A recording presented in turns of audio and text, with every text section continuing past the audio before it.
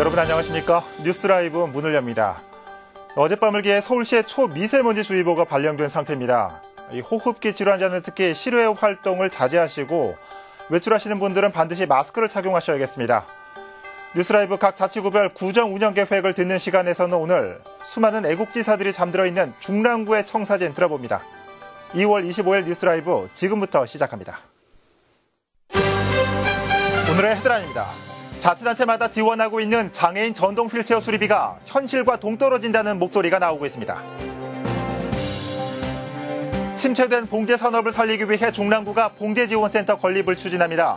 공용 장비실과 작업장을 갖추고 내후년 준공을 목표로 합니다. 제로페이 가맹점 모집을 위한 공무원 압박과 실적에 따른 교부금 차등 지급 등으로 논란이 되고 있습니다.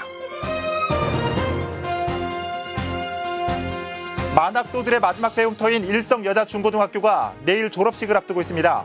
마지막 수업 현장을 카메라에 담았습니다.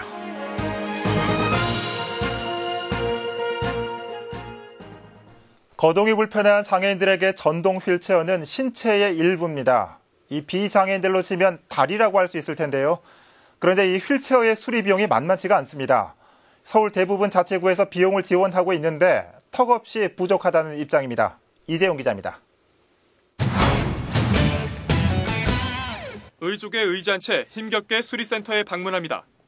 고장난 전동 휠체어를 고치기 위해서인데 언제나 그렇듯 비용 걱정이 앞섭니다. 용산구에서 연간 30만 원 이내로 수리 비용을 지원받고 있는데 그마저도 기초생활 수급자이기에 가능한 일입니다. 한 2년 정도 이렇게 지나고 나면 그다음부터는 이제 수리를 많이 하게 돼요. 저에게는 이제 상당히 좀 큰 재정적으로 큰 어려움이 있죠. 모두 하나에 35만 원 정도예요. 그리고 조이스틱도 30만 원, 40만 원 돈이 가고 고장나고 수리하고 할 때 이제 그 들어가는 돈이 전동열차 세대값이 들어간다고. 지역마다 금액은 다소 차이가 있지만 현재 서울 25개 자치구에선 장애인들에게 휠체어 수리 비용을 지원하고 있습니다. 강서구와 서초구를 제외한 23개 자치구에선 기초생활 수급자와 차상위 계층, 그리고 일반 장애인이 지원 대상입니다. 하지만 현장에선 지원금이 턱없이 부족하다는 목소리가 나오고 있습니다. 요즘 부품값이 자꾸 오르고 있는데 여기에 비해서 지원금은 모자라기 때문에 자부담 때문에 아예 수리를 꺼려하는 이용자들이 많으시는데요. 비수급자인 일반 장애인들의 여건도 어렵기는 마찬가지입니다. 연간 지원받을 수 있는 금액이 10만 원 이내에 불과하기 때문입니다. 아무것도 고칠 수가 없습니다. 그렇기 때문에 보편 적인 그것 자체가 높아져야 된다고. 해당 지역의 구의원과 집행부는 공감하는 분위기입니다. 우리 내부적으로 사실 경쟁을 해요. 같은 과에서도 같은 팀에서도 서로 이제 그런 예산들을 이제 확보를 하기 위해서 그게 이제 쉽지만은 않다. 조례를 만든 이래로 지금까지 한 번도 오르질 않았거든요. 3월 임시회에 이 조례안을 개정안을 상정할 예정입니다. 거동이 불편한 장애인들에겐 신체의 일부인 전동 휠체어. 오르는 물가에도 불구하고 장애인 휠체어 수리 지원금은 제자리를 맴돌고 있습니다. 딜라이브 서울 경기 케이블 TV 이재용입니다. 중랑구의 침체된 봉제 산업을 살리기 위해 다양한 노력들이 이어지고 있는 가운데 최근 구청장과 패션 봉제업체 종사자들 간의 간담회가 열렸습니다. 종사자들은 현실적인 어려움을 토로했고 구청장은 지원센터 건립을 통해 지속적인 지원을 약속했습니다. 김동훈 기자입니다. 패션 봉제업은 중랑구 제조업의 72%를 차지하는 주요 산업. 침체된 봉제업을 살리기 위한 움직임에도 속도가 붙고 있습니다. 구는 생산 방식의 효율화를 통해 영세한 봉제 산업을 고부가 가치 산업으로의 전환에 초점을 두고 스마트 앵커 시설과 아파트형 공장 건립을 추진하고 있습니다. 중랑 경제의 가장 기본 축이 패션 봉제 산업입니다. 그래서 우리가 그 중랑의 경제를 얘기할 때는 패션 봉제 산업을 빼놓고 얘기할 수가 없는 것입니다. 그래서 저희도 최대한 여기 집중하겠다는 말씀드리고요. 패션 봉제 지원센터의 건립을 앞두고 있는 가운데 구청장과 종사자들 간의 간담회가 마련됐습니다. 이 자리에서 종사자들은 자금난과 정보 부족 등의 어려움을 토로하며 행정기관의 적극적인 지원을 요구했습니다. 어디에 무슨 입찰이 나오거나 하는 그런 부분들이 지금 없기 때문에 사실 그런 기능을 할 수 있는 그 정보 지원센터가 필요하다. 자금은 좀 어떻게 융통을 할 수 있는 방안을 우리 중랑구는 특히 봉제업이 많다 보니까 그런 거는 좀 해주셨으면 하는 방향인데 뭐 그걸 주시면은 종업원들이 웃고 삽니다. 군은 상봉동에 건립할 패션 지원센터를 통해 답을 찾겠다고 밝혔습니다. 이와 함께 봉제업체 전수조사를 통해 작업 환경 개선과 패션밸리 조성도 이어나가겠다는 입장입니다. 직접 와서 이제 기업활동 할 수 있는 공간도 드리고 그거보다는 저희들이 더 중요하게 생각하는 게 중랑구의 그 패션 봉제 업체들의 공통으로 필요한 부분을 거기에서 서비스를 하겠다는 개념이거든요. 한편 지원센터는 공용 장비실과 공동 작업장 등을 갖춘 공간으로 올해 안 착공을 시작해 2021년 준공을 목표로 하고 있습니다. 딜라이브 서울 경기 케이블 TV 김동훈입니다.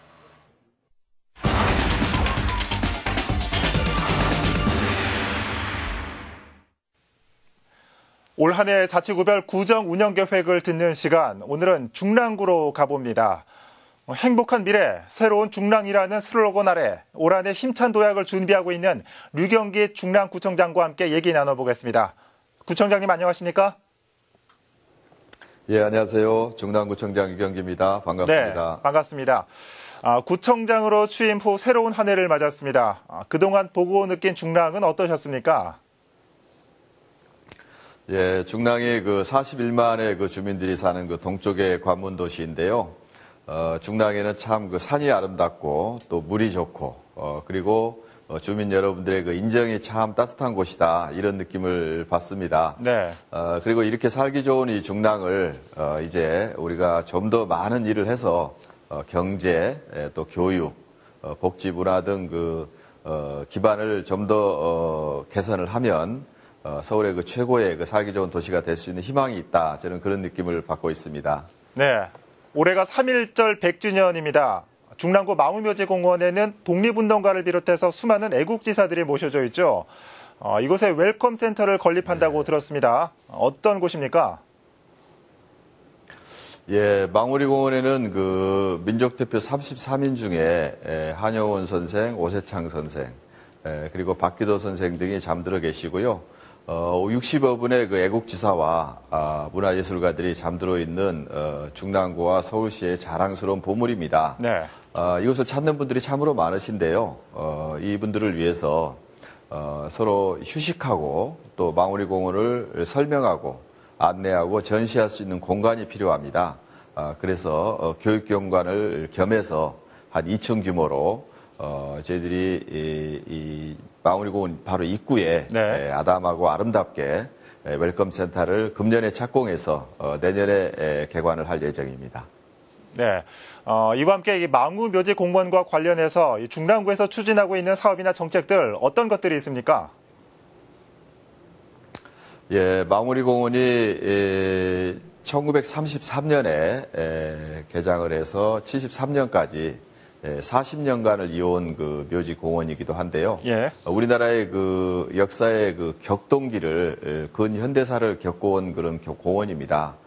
그래서 여기에 이 유명한 우리 애국지사와 또 문화예술가들의 정신을 기리고 그리고 아울러서 여기에 25만 평의 숲을 조성하고 또 5.2km의 그 산책로가 어우러진 그런 세계 최고의 공원으로 만들 예정인데요. 네. 그렇게 하기 위해서 우선 그 주민들과 함께 이 공원을 관리하고자 합니다. 영원한 기업 봉사단이라고 저의 이름을 붙였는데요. 예.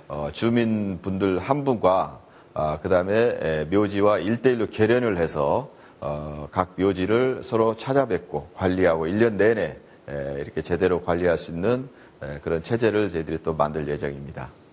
네. 올해 중점 추진되는 사업들도 궁금합니다. 어떤 정책과 사업들을 구상하고 계신지요? 예, 중랑의 그 인정이 참 따뜻하고 자연 조건이 좋은 이 중랑에 저희들이 좀 보강을 해야 될 부분이 저희들은 경제와 교육 분야라고 생각을 하고 있습니다. 그래서 경제 기반을 마련하기 위해서 저희들이 일자리와 소득을 창출할 수 있는 기업 유치 정책들을 대대적으로 추진하고자 합니다. 예. 창업 보육센터를 신내동에 저희들이 열기 위해서 지금 준비하고 있고요. 또 기업 지원 센터를 두 군데 더 만듭니다. 그리고 중랑의 그 경제 기반인 봉제 산업을 지원하기 위해서 패션 봉제 지원 센터도 저희들이 착공할 예정으로 있고요. 예. 이렇게 경제 기반을 계속 갖추어 가면서 그리고 우리의 미래인 그 아이들에 대한 교육을 집중적으로 지원하고자 합니다. 예. 교육 지원을 위해서 교육 지원 경비도 작년에 38억이었습니다만은 금년에 55공교로 확대해서 학교 시설도 개선해 나가고 그리고 방정환 교육 지원 센터를 금년에 저희들이 착공을 합니다. 예. 그래서 내년도에 오픈할 예정입니다만은 이 제대로 된 교육 지원 프로그램을 중랑구 차원에서 지원해 나갈 예정으로 있고요. 그리고 이제 서울형 교육 혁신 지구로 금년에 저희들이 지정을 받았습니다. 그래서 지역사회와 주민들과 함께 중랑의 교육을 좀 더 강화해 나가고자 합니다. 네. 이 중랑구에 대한 비전 잘 들었고요. 마지막으로 이 중랑구민들께 인사 말씀 부탁드립니다.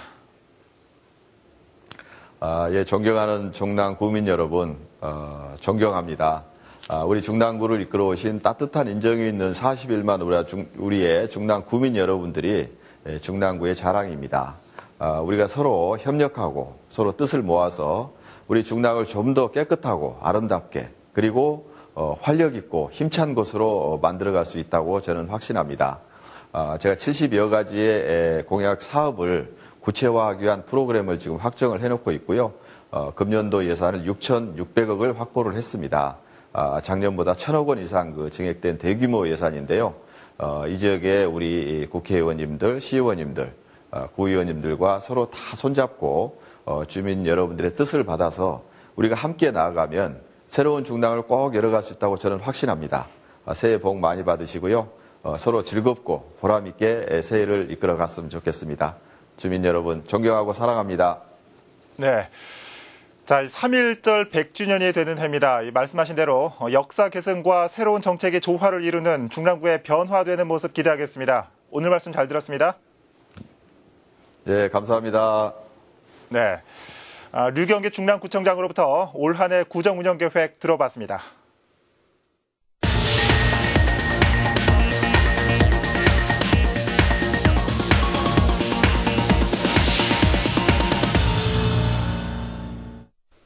강동구청 공무원들 사이에서 서울시의 제로페이 정책을 놓고 볼멘 소리가 흘러나오고 있습니다.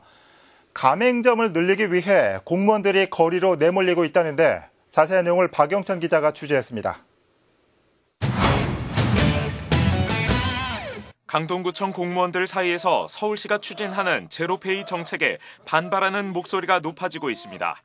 강동구청이 제로페이 가맹점을 모집하라며 공무원들을 압박하고 있기 때문입니다. 강동구청 공무원 노조 측은 구청장 이하 간부들이 공무원들을 동원해 제로페이 가맹점 모집 할당량을 부과하고 이를 충족하도록 강제하고 있다고 말합니다. 매주 구청에서 열리는 간부회의에서 각 부서와 동주민센터가 달성한 제로페이 모집 실적을 보고해 공개적으로 실적 현황을 평가하고 있다는 겁니다. 제로페이 추진을 이제 서울시에서 함에도 불구하고 자치구의 업무 하중이 내려가고 부서별 할당, 강압적인 그 추진 방식 이렇게 내려오는 거죠. 노조 측은 구청의 과도한 실적 압박으로 일선 공무원들의 사기가 저하되고 있다는 점도 지적합니다.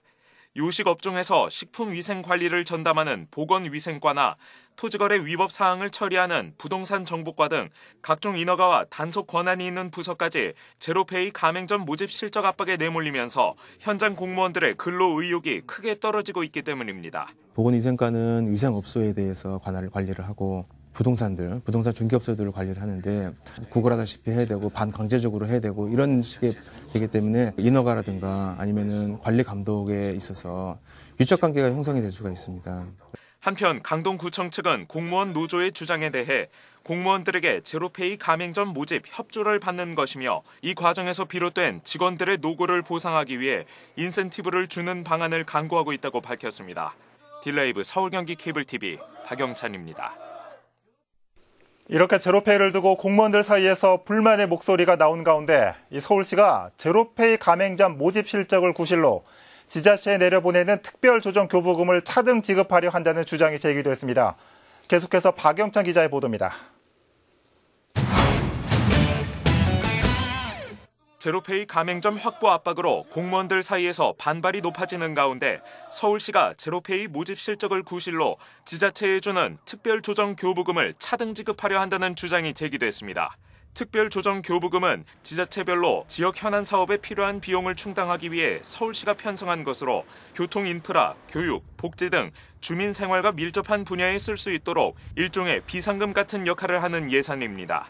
강동구청 공무원 노조 측은 서울시가 제로페이 가맹점을 모집하기 위해 교부금을 볼모로 지자체를 압박하고 있다는 점을 지적합니다. 지난주 수요일 날 그 자치구 부구청장을 전체 모아놓고 서울특별시장이 이제 회의를 하게 됐습니다. 부구청장이 그 업무 특별조정금에 대해서 언급을 하고 이렇게 해서 우리 자치구가 이렇게 형편이 어렵기 때문에 이거 해야 된다. 재정 자립도가 낮은 대부분의 구역에 있어서는 이거 추진을 서울시의 말을 안 들을 수가 없게 이렇게 되는 거죠.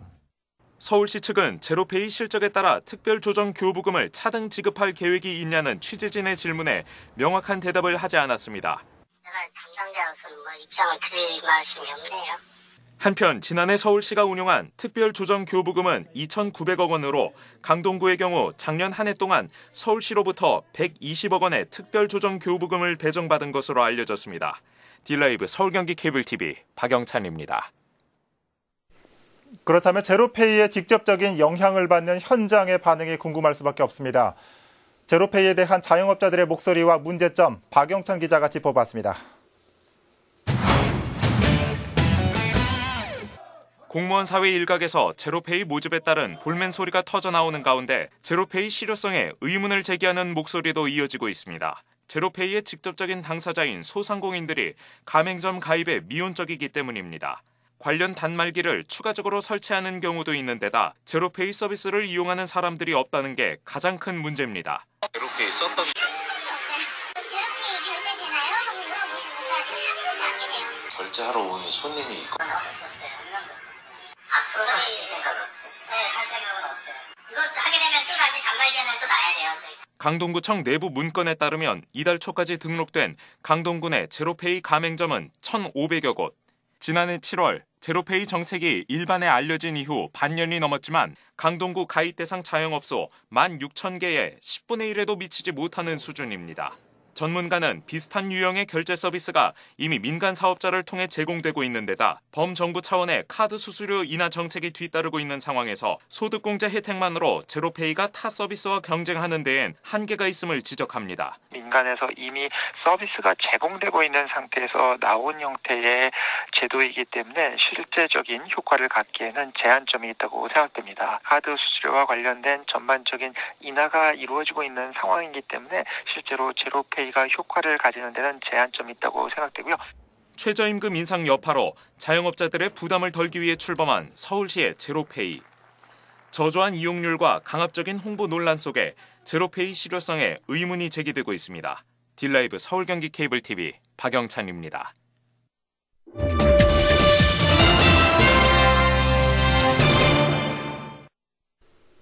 갖가지 사연으로 제때 배우지 못한 늦깎이 학생들이 있습니다. 남들보다 늦게 시작했기 때문에 더욱 열심히 배움의 길을 가고 있습니다.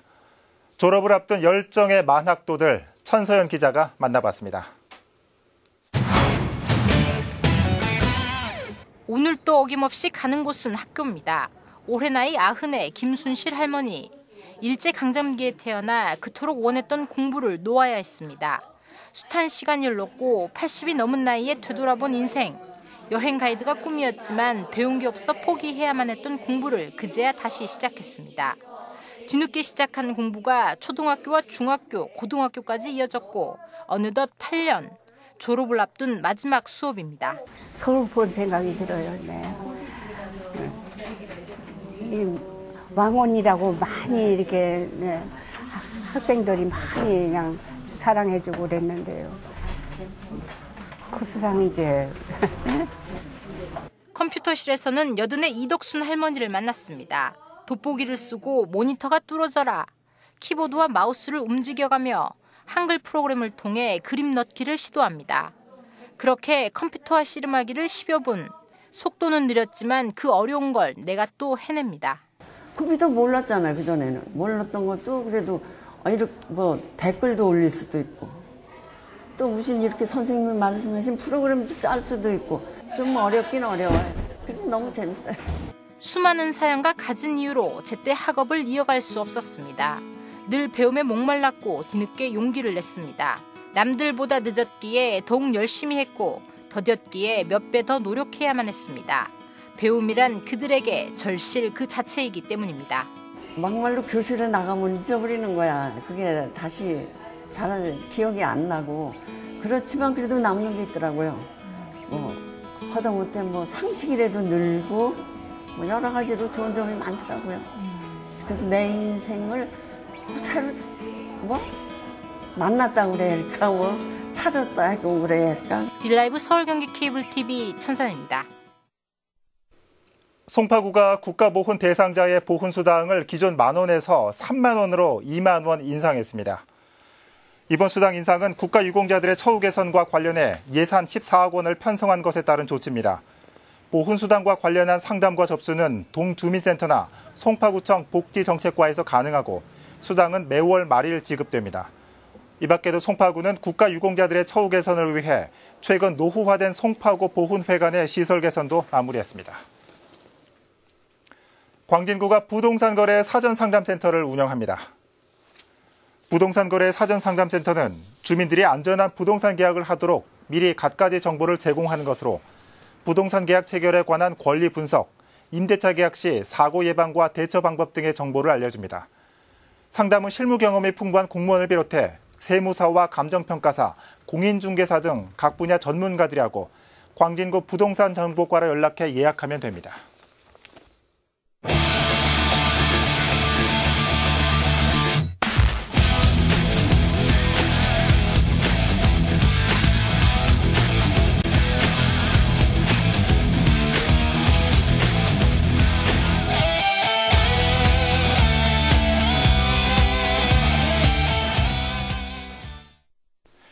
이렇게 미세먼지가 국가적인 재앙으로까지 여겨지는데도 이 서울시가 대여하는 운동장 등 체육시설에는 여전히 미세먼지 관련 환불 규정이 없는 곳이 많은 것으로 나타났습니다.